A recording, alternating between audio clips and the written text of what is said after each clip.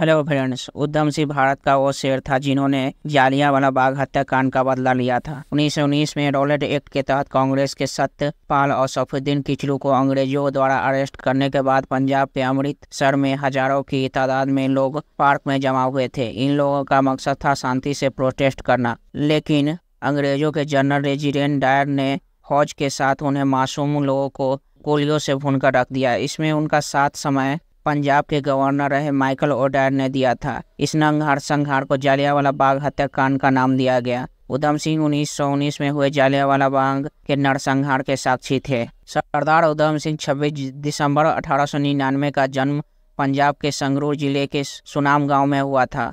उनके पिता सरदार तेहाल सिंह जम्मू उपलवी गांव में रेलवे चौकीदार थे। उधम सिंह का असली नाम शेर सिंह था। उनका भाई भी था, इसका नाम था मुक्ता सिंह। 7 साल की उम्र में उधम अनाथ हो गए। पहले उनकी मां चली गई और फिर उनके पिताजी 6 साल के बाद देहांत हो गए।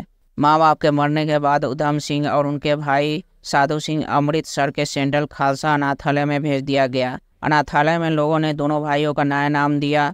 शेर सिंह बन गए उधम सिंह और मुक्ता सिंह बन गए साधु सिंह। सरदार उधम सिंह ने भारतीय समाज की एकता के लिए अपना नाम बदलकर राम मोहम्मद सिंह आज़ाद रख लिया, जो भारत के 3 प्रमुख धर्मों के प्रतीक था। साल 1917 में उधम के भाई साधु की भी मौत हो गई।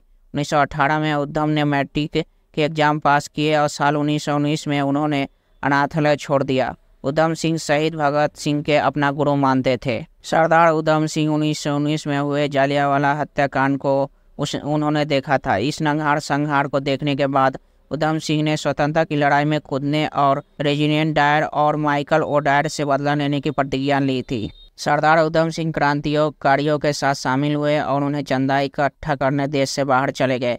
उधम सिंह के लंदन पहुंचने से पहले general resident Dyer brain haemorrhage के चलते मौत हो गई। ऐसे में उन्होंने अपना पूरा ध्यान माइकल ओडायर को मारने पर लगाया और उनको पूरा भी किया। 13 मार्च 1940 को रॉयल सेंट्रल एशियन सोसाइटी की लंदन के कॉस्टन हॉल में बैठक थी। वहां माइकल ओडायर भी पहुंचा हुआ था। उधम सिंह उस दिन टाइम पर पहुंच गए।